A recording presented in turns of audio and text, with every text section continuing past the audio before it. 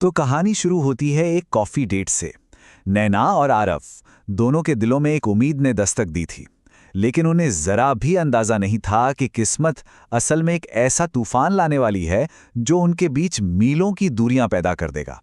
तो आखिर ऐसा क्या हुआ, जानते हैं।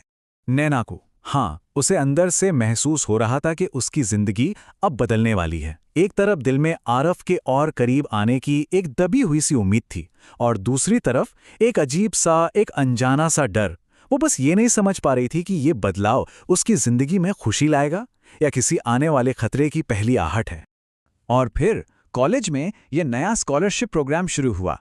नैना के लिए तो ये किसी दुआ से कम नहीं था, क्योंकि इसका मतलब था कि आरव अब रोज कॉलेज आएगा, उसे हर रोज देखने का मौका मिलेगा, शायद शायद उससे बात करने का भी। एक खामोश सी उम्मीद अब धीरे धीरे उसके दिल में घर बना रही थी।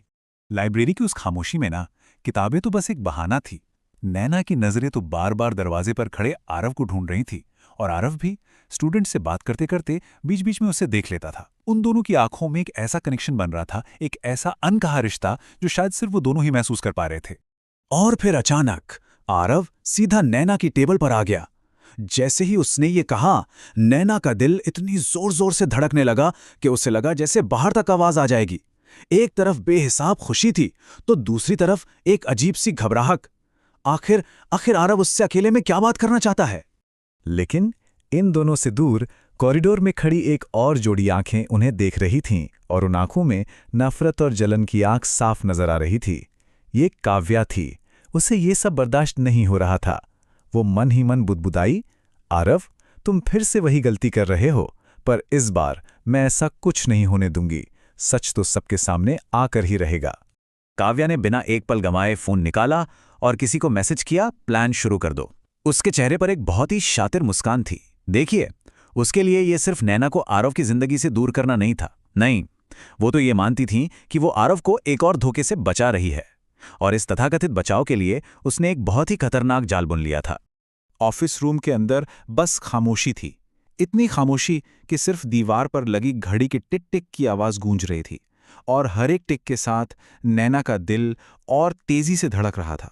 ऐसा लग रहा था मानो हर सेकंड 1 घंटे जितना लंबा हो। इस चुप्पी में एक बहुत ही अजीब सा तनाव घुल रहा था।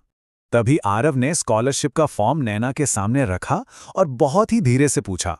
उसकी आवाज में गुस्सा नहीं था, बल्कि एक चिंता थी। वो सच में जानना चाहता था कि क्या नैना वाकई किसी मुश्किल में है। आरव के इस सवाल ने नैना को हैरान तो किया, पर एक पल के लिए उसे लगा कि शायद आरव सच में उसकी परवाह करता है। लेकिन इससे पहले कि नैना कुछ भी कह पाती, ऑफिस का दरवाजा एक जोरदार धक्के से खुला, और दरवाजे पर काव्या खड़ी थी, जैसे कोई तूफान कमरे में घुस आया हो। ये बस एक शुरुआत थी, उस साजिश की जो सब कुछ तबाह करने वाली थी। काव्या बस कमरे में दाखिल नहीं हुई, वो एक तूफान की तरह आई थी, और आते ही उसने जो कहा वो शब्द किसी जहर से कम नहीं थे।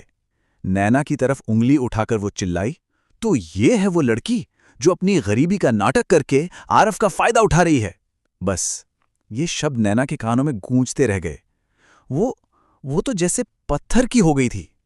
और फिर सबूत के तौर पर काव्या ने वो तस्वीरें सबके सामने फेंक दी, उनकी कॉफी डेट की तस्वीरें। सोचिए, एक कितनी मासूम सी मुलाकात थी वो, और काव्या ने उसे खतरनाक हथियार में बदल दिया था, ये साबित करने के लिए कि नैना सिर्फ पैसों के लिए, सिर्फ फायदे के लिए आरव के करीब आ रही है। नैना की आंखों में आंसू थे, उम्मीदें टूट रही थीं। उसने लड़खड़ाती आवाज में आरव की तरफ देखा और पूछा, आरव, क्या आपको भी यही लगता है कि मैं झूठ बोल रही हूं? लेकिन आरव, वो खामोश था।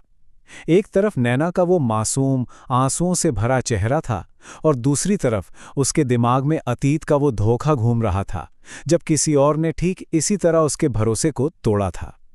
उसका दिल नैना पर यकीन करना चाहता था, पर उसका पुराना जख्म उसे रोक रहा था। और आखिरकार बहुत देर की खामोशी के बाद आरव के मुंह से सिर्फ यही निकला। ये सिर्फ शब्द नहीं थे, ये नैना के टूटते हुए विश्वास की आवाज थी। आरव की ये खामोशी, उसका ये जवाब, नैना के लिए किसी भी सजा से बढ़कर था। उसे लगा जैसे आरव ने भी मान लिया है कि वो झूठी है, वो धोखेबाज है। नैना का दिल पूरी तरह से टूट चुका था। उसने अपने आंसू पोंछे और एक दर्द भरी मुस्कान के साथ कहा, समझ गई, गलती मेरी थी। मैंने आप पर भरोसा ही क्यों किया? और बस ये कहकर वो उस कमरे से बाहर चली गई। उसका हर सपना, हर उम्मीद, सब कुछ उसी एक पल में बिखर गया था। बाहर बहुत तेज बारिश हो रही थी, बिल्कुल वैसी ही जैसी नैना की आंखों से हो रही थी। आसमान रो रहा था और नैना भी। ठंडी हवा और बारिश की वो मोटी मोटी बूंदें उसके आंसुओं में मिलकर उसे और भी अकेला महसूस करा रही थीं। उसे लगा जैसे इस पूरी दुनिया में उसका कोई भी नहीं है। और तभी उस बारिश के शोर को चीरती हुई एक आवाज आई, एक जानी पहचानी आवाज। नैना, रुक जाओ। ये आरव था। शायद उसे अपनी गलती का एहसास हो गया था। शायद वो सब कुछ ठीक करना चाहता था। एक पल के लिए, बस एक पल के लिए नैना के टूटे हुए दिल में फिर से एक उम्मीद जागी। पर वो उम्मीद भी एक ही पल में टूटकर बिखर गई, क्योंकि बारिश के शोर के बीच एक और आवाज थी, एक बहुत ही खतरनाक आवाज जो बहुत तेजी से उन्हीं की तरफ बढ़ रही थी। गीली सड़क पर टायरों के घिसटने की एक तेज, दिल दहला देने वाली आवाज। वो आवाज हवा में गूंज उठी।